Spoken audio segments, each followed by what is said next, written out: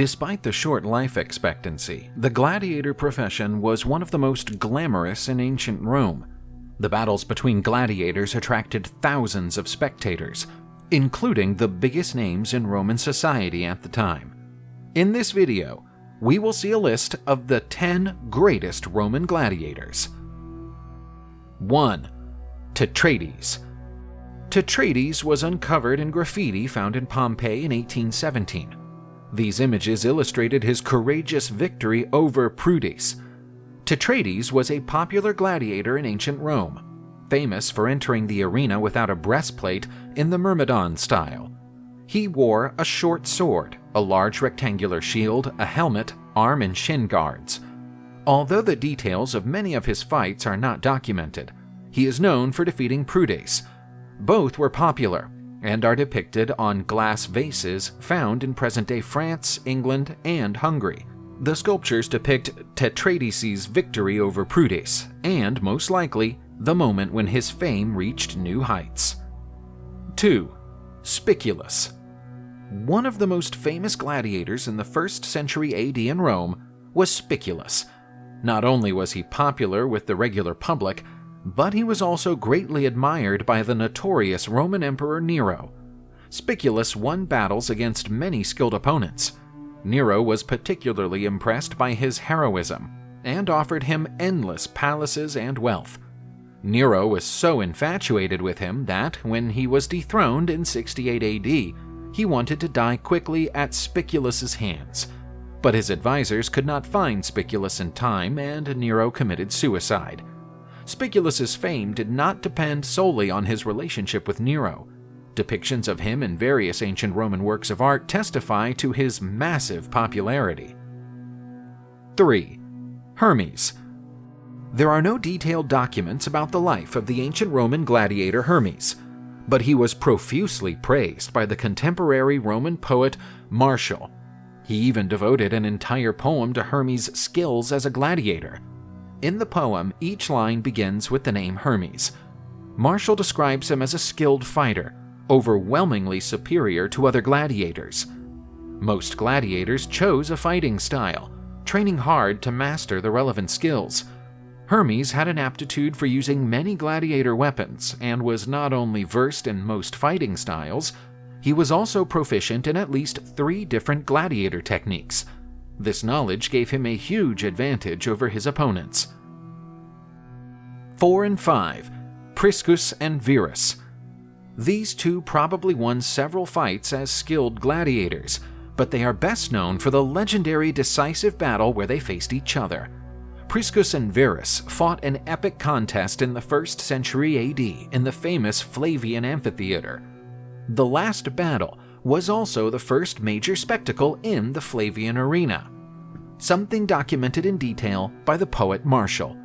After fighting for hours on end in a nail-biting performance, the two warriors submitted to each other simultaneously.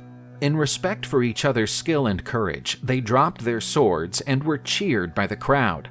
The event organizer, Emperor Titus, was also moved by the conclusion of the battle. He offered the rudis to both, a small wooden sword that granted gladiators freedom after retirement. 6. Carpophorus. The era of ancient Roman gladiators was hallmarked by famous bestiarii, gladiators who fought wild animals. This profession was notorious for its absurdly short life expectancy, even considering the already diminutive gladiator standards. As a celebrated bestiary, Carpophorus was instinctively talented when it came to fighting wild animals. In the arena, he was much more skilled against animals than in hand-to-hand combat against other gladiators. Carpophorus routinely faced wild animals, such as lions, bears, leopards, and rhinos. He even fought at the opening of the famous Flavian amphitheater and defeated bears, lions, and leopards in a single battle. On another occasion, he killed a fierce rhinoceros with a single spear.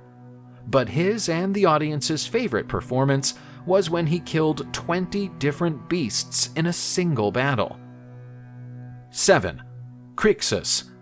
Renowned military leader during the Third Servile War, Crixus was a Gaulish gladiator with enormous success against much larger opponents, but he despised the leader and owner of his gladiator school. When a revolt broke out at that training academy, Crixus was one of the 70 lucky gladiators who escaped. He later played a key role in defeating a small group of soldiers sent to suppress the rebellion. Other fugitive gladiators joined in and formed a fearsome group, but Crixus wanted only to take revenge on the Roman high society. This sparked a dispute between him and the rebellion's leader. He left the group, along with several supporters, intending to destroy southern Italy. But fate had different plans for Crixus. The Roman legions tracked him down before he could carry out a surprise attack. He fought with all his might in the subsequent desperate battle, but died at the hands of the enemy. 8. Marcus Attilius. He chose to be a gladiator. Despite being born a Roman citizen, Attilius opted to enter the gladiator school to settle the heavy debts incurred during his life. In the first battle, he defeated Hilarus, Nero's gladiator, who had won 13 times in a row. In another battle, Attilius defeated Ratius Felix, who had won 12 battles in a row. Attilius's feats were chronicled in mosaics and graffiti discovered in 2007. 9. Flamma. Flamma is one of the most renowned Roman gladiators. His real name was not Flamma, as this was just the stage moniker meaning flame. But this talented athlete justified the name given his history as a fearsome gladiator. Before he began his career as a gladiator, he was a Syrian soldier, captured and put into battle against a powerful opponent only to die quickly. That was the end of him, but only after he managed to defeat numerous opponents in the Great Colosseum arena. Using a small sword and shield, as well as covering only half of his body with armor, he terrorized his opponents for some 13 years in fights that attracted many spectators.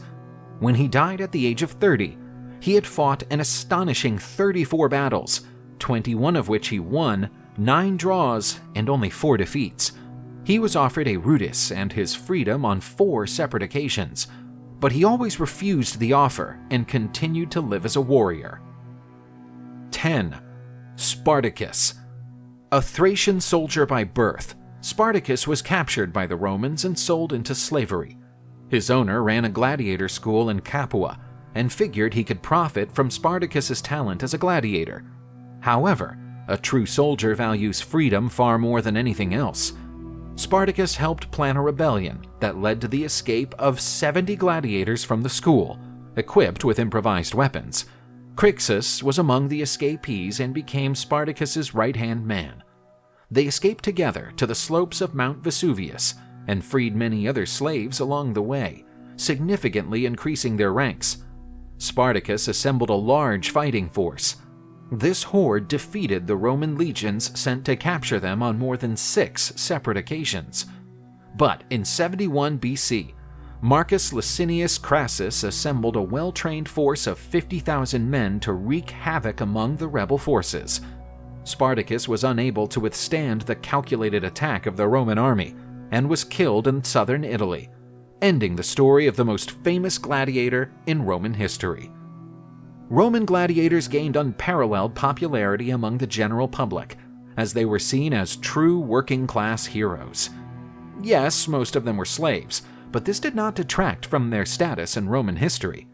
Although they were not highly valued among the upper echelons of society, the impact of the great gladiator battles was so great that even Roman emperors enjoyed being part of the spectacle.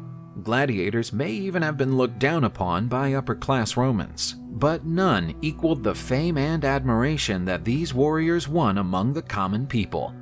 If you like this video, please like and subscribe to our channel. Cheers and see you in the next video.